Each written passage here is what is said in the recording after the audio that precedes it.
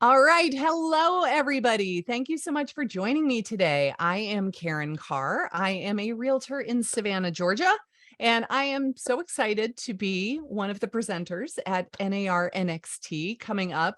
Today, I thought we would talk about branding versus marketing. When it comes to social media, people tend to think that their face is their brand. And when they get on social media, they talk all about themselves. And while I can appreciate that, I find that it's not necessarily the most effective. So let's talk about the difference between branding versus marketing. So here is me, and let's talk about branding versus marketing. So again, my name is Karen Carr. I've built an entire team using attraction marketing. I do not like to cold call people. I do not like to beg for business. I would so much rather make content that I put out into the world. The right people will find them. And then if they want the services that I provide, they will contact me, which is awesome. It's a very fun, gratifying way to run a business. I started in real estate in 2005. I started my team in 2018. I started a YouTube channel in 2017, which is what totally exploded my business. And I find that the type of content that works really, really well on YouTube is not just video marketing where I'm talking about the house and I'm talking all about myself. So let's talk a little bit about branding. We're going to go over the difference between branding and marketing, how you use your brand to actually market your business, and what your marketing needs in order to be effective. So what is branding? We want to tell the public how they should think about us and our business. You are basically putting your public persona out there and teaching people what you want them to think about you and your business. And how you show up on social media is going to determine how they think about you and your business. We want this to be very strategic. Here are some awesome examples. This is my friend, Nicole Bodel. She is a realtor in Park City, Utah. She always has a hat on. I don't think I have ever seen her on a Zoom call, on a video, on social media, where she didn't have a hat. That is her thing. It's become her identifying trademark. And when people see her online, they just have come to identify that as a part of her brand. Of course, we all know Ryan Serhant. He's always wearing a suit. The only time I've ever seen him not wearing a very fancy suit is if he's at the gym working out, but he's always dressed to the nines. This is part of his brand. His brand is, I am a very successful agent selling luxury properties. And so this is how he appears on camera all the time. My brand is I'm kind of goofy. I'm kind of irreverent. I like to poke fun at myself. I like to laugh. I like to joke. And so when I saw that sign rider for sale at a convention, I had to buy it. I thought it was very funny. And I took a video of myself standing in front of my for sale sign. It was like, yeah, I'm kind of a big deal. And people laughed. And that's the brand that I want to portray. So it's not just your color palette. I know agents get very excited to come up with a logo and their color scheme and their font choices. And yes, all of that stuff is important, but that is not the brand. That's just your color scheme. Like that does not define your brand. That is just, it goes along with your brand. So we want to decide what makes you different. What makes you special? There are a lot of realtors in your market. I don't care where you live. I live in Savannah. It's not that big of a city. We still probably have 2,000 agents in our area. And how do I make myself stand out from them? I know in Toronto, they have something like 65,000 real estate agents in their metro market. What makes you different? I like to figure, where were you 5 years ago? Could that version of you be your ideal customer? Perhaps you were a single mom and you bought your first house as a single mom and you were worried about, how am I going to be able to qualify for a loan? Not only is there only one income in this family and I'm it, but I'm also self-employed. What do I need to know in order to be able to qualify for a home loan as a single person? And I was also self-employed on top of that. And now you've bought your home and it's been awesome. And maybe you've started buying investment properties and you decide, I really want to help other people like this. can you speak directly to that person because of your unique set of experiences? Maybe you want to be the beach home expert. So you start selling beach properties. You're learning everything you can about beach properties. And how do you know if you're in a flood zone? And do you have to buy stilts or buy a home on stilts? And how do you prepare for hurricanes? And all of these type of things. And what can you learn to really show your ideal target audience that you are the expert in this particular segment of the population? It really, really helps not only to allow that specific person to find you, but it gives you information of what we're going to be talking about. You know what their challenges are, what they need to learn. And when you know that, it just makes it so much easier for you to come up with content to help these people. This is Lee. He is a realtor in Port St. Lucie, Florida. He started talking about new construction. He wanted to be the new construction guy. Then he made another video that was all about new construction communities that are coming to his area, and it did very, very well. Then he started making new construction videos for people who were in the 55 and over communities. So he learned that he could specialize in people that wanted to buy a house in Port St. Lucie. And on top of that, they were buying new construction. And on top of that, they were in the 55 and over communities. Because he knows exactly who he is speaking to with his video content, it makes it very easy for him to know what to talk about, what's important to them, what are the problems that they are having, what are the things that they need to know, the challenges they're trying to overcome, and then how can he be the go-to person to help them with that. But what video marketing is not, we get such a bad rap in this industry. People think that realtors are one step above used car salesmen, right? They do not think very highly of us because so many people just get on social media and they toot their own horn. Like the salesperson at the cocktail party is a perfect example. Or this person who posts on social and says, home inspection reveals the doorbell doesn't work. Better ask for all new wiring, new furnace, new water softener, and a jacuzzi tub. It's funny, but at the same time, we're basically making fun of our clients. And is that what you want to be known for? If you share that on social media, do you think that people are going to respond positively to that? Or are they going to be insulted and kind of think that you're a jerk and then not want to hire you? We need to think about what exactly we are saying with our marketing. Or this is another one. One of my friends asked me what it's like to be a real estate agent. So I texted her every 20 seconds until she started to cry. Yes, people do this. If you don't want to be thought of as an annoying salesperson that's going to harass prospects, then we can't perpetuate this. We need to be different. We need to portray ourselves differently to the people that we're trying to attract as prospects. So how do we create a brand? What is your personality? Are you very fun? Are you silly? Are you serious? Are you very data driven? Are you the person that knows all of the statistics? And I can tell you what the market absorption rate is, and I can tell you what the average days on market is and how different it was over a month ago. Are you very down to earth and relatable? You're the mom with the kids, and every time you show up online, you've got pictures of your kids in your posts and whatnot. What is your niche or your niche? Who do you serve and how are you uniquely qualified to help them? And then you create content that speaks directly to your niche and it portrays your personality. These are my keys to creating the brand. And the cool thing is that this can be anything that you want it to be. So if you sit and think about, all right, what is the personality I want to display on camera? I'm fun. I joke.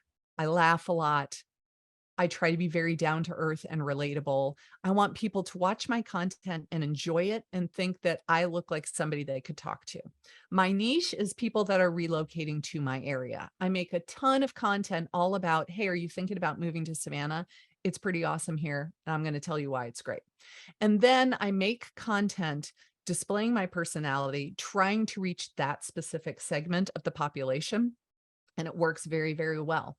Then you come up with your color scheme. Now you create your palette. Now you come up with a logo and your font choices and the overall vibe that you have that you are trying to portray. So when I came up with this color palette, I wanted it to be modern and energetic and exciting and fun.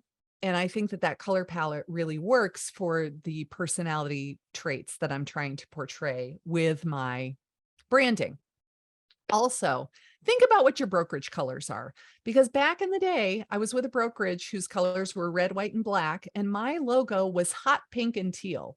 They did not look very nice side by side. And in the state of Georgia, anytime you have your logo, you also have to have your brokerage logo. They have to be equal in prominence. So equal size, equal frequency on the page, and they did not look nice together. So do keep in mind the color of your brokerage color scheme so that when you come up with your own color palette, you can make it look nice as well. And then use that branding everywhere. Use it on Instagram, use it on Facebook, use it on LinkedIn, use it on YouTube, use it on your blogs, like use it everywhere and be very, very consistent with your branding. Now, where do you find your audience? Well, you've got to know where they're hanging out. So are they on YouTube? Are they on TikTok? Are they on Instagram? Are they on Facebook? Would you be better off reaching them with a billboard or with an email campaign? You're thinking about who is my ideal demographic and what is their favorite platform of choice? Where would I reach the most people? Because I really, honestly, truly believe you do not need to be on all of the platforms. I know myself, I find it to be very overwhelming to think that thought. So I have said, I don't want to be on all of the platforms. I'm going to pick the one that I like the best and spend the majority of my time there. And then I'll pick one that's a runner up and I'll spend some time there. But I don't try to do all of the things because I just know that that's a real way to burn out and to end up doing none of it. You fall off the wagon very, very quickly because it's so much to do and it's so overwhelming and I don't have the time. And so then you just do none of it.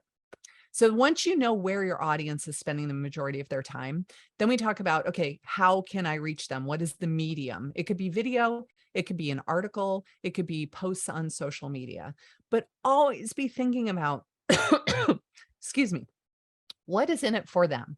They did not come watch your video because they were dying to see a commercial all about you. They did not come to watch the Karen Carr show all the time. They want to know what's in it for me.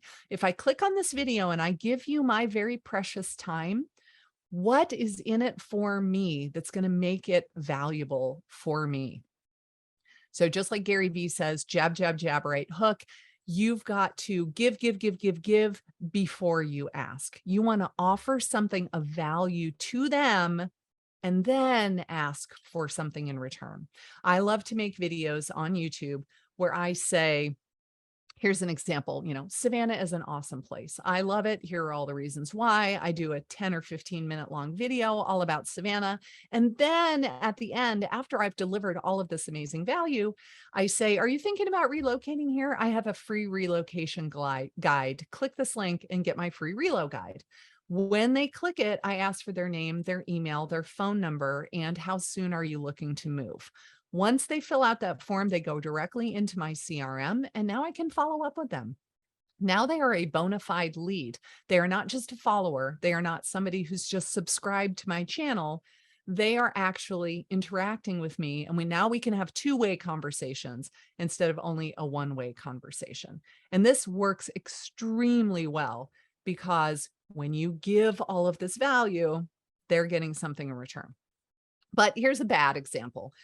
There is a billboard in my town that I pass every day, and every day I just shake my head. I'm like, what were they thinking when they created this thing? And it's probably really, really expensive. I don't know how much a billboard is. I'm going to guess it's like $500 a month or more. But this billboard is all about them. So I mocked up my own version of it because I didn't want to embarrass them and because I do work with these people in my market and I don't want them to hate my guts. But essentially, it's a picture of three women and it's got their information about their company. And it says, looking to buy or sell, call one of these ladies.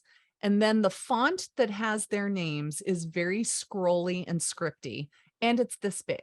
So Imagine I'm driving past it at 50 miles an hour. I can't read any of the names because the font choice is so small and really difficult to read.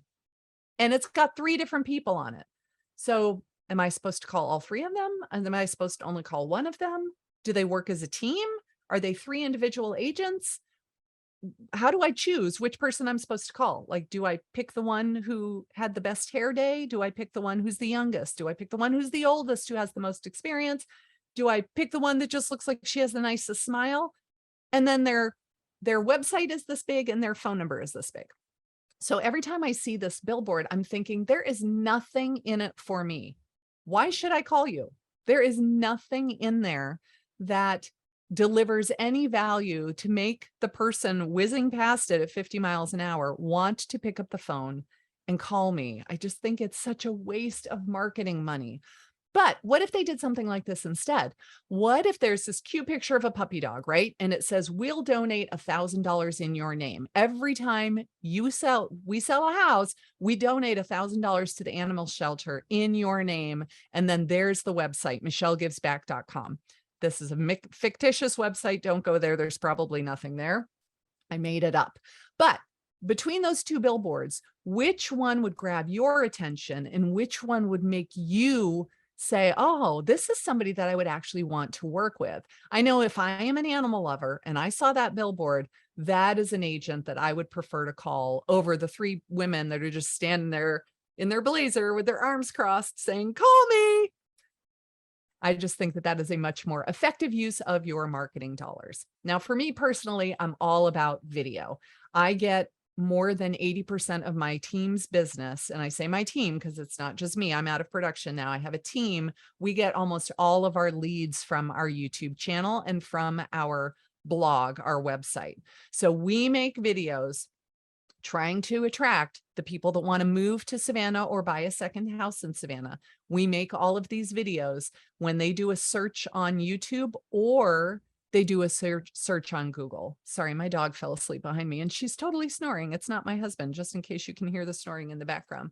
When they do a search on Google, the videos show up on the first page of Google. Did you know that Google owns YouTube? And because they own YouTube, they want to promote videos in the Google search results. So you go to Google, you type in retiring in Savannah, all 3 of those videos are mine. I show up multiple places on the first page of Google search results for free because I am making content thinking about what's in it for them.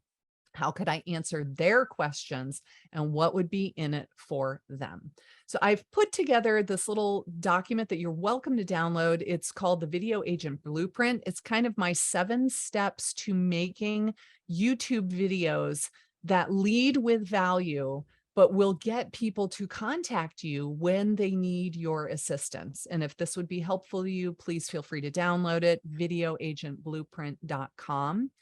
And with that, I am happy to answer any questions that you guys might have. If anybody has questions and they're going to unmute themselves or put them in the chat, just let me know if there are any questions that I can answer for you.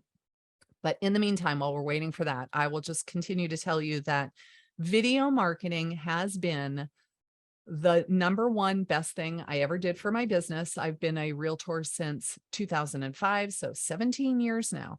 If I could have started video 10 years ago, I can't even imagine what a different place I would be in now. I've been doing video marketing since 2017. I make 1 video a week for my YouTube channel. My business completely exploded. It's been insane. I just wish every day that I would have started sooner, but hey, better late than ever, never. And anybody who is afraid to be on camera, I hear this a lot. People think, I don't want to be on camera. I'm afraid to do video. I'm too old. I'm too fat. I'm not cute enough, whatever silly excuses you're telling yourself. And you know that these are just self-limiting beliefs. These are just excuses. These are not true. This is not fact. You cannot say, I need to lose 20 pounds and therefore I can't make a video, because there are plenty of YouTubers out there who could all stand to lose 20 pounds. Couldn't we all, right? I mean, I gained 20 pounds during COVID and I made videos anyway. I didn't like that I was heavier, and I finally did something about it, but it didn't stop me from making videos. What about I'm too old? Well, guess what, guys? I let my gray hair grow out because I was tired of dyeing it, and I am in my 50s. I'm not too old. I get plenty of leads from my YouTube channel. Nobody will ever call you. Got a crazy hair sticking out now. Nobody will ever call you and say, I almost hired you to be my real estate agent, but you're too old. That will never happen. That will never happen. Nor will they call you and say, I almost hired you, but I don't like your hair color, or you have laugh lines, or, you really should stop going to Dunkin' Donuts every day. They are not going to say that. Why do we make it an issue when it's not an issue? We are simply afraid of being on camera. We are afraid of being judged and found lacking. We are afraid of feeling foolish. We are afraid that people will say something mean to us in the comments below. But listen, if you could be making 6 figures, multiple 6 figures, 7 figures a year in GCI from making video, would it be worth it for you to get out of your comfort zone and just try it? I went to Vid Summit last week, which is a conference for YouTubers, not just real estate agents. It's anybody that has a YouTube channel. And one of my friends who is a realtor in Orlando was at this conference, and he said, I am on track to do $1 million this year in commission in GCI. And 85% of that business is coming from my YouTube channel. So if that could be you, would that be worth it to make you say, perhaps I should make a video or two? What's the worst that can happen, right? So thank you so much for joining me. I hope that you have been inspired to not just make content for the sake of making content, but to make content that leads with value so that people will follow you online. You will grow your audience. They will see you for the amazing real estate agent that you are. And when the time comes, decide to hire you. So hopefully you will all be attending NAR NXT, and I will see you in Orlando in November. Thanks for joining me, everybody.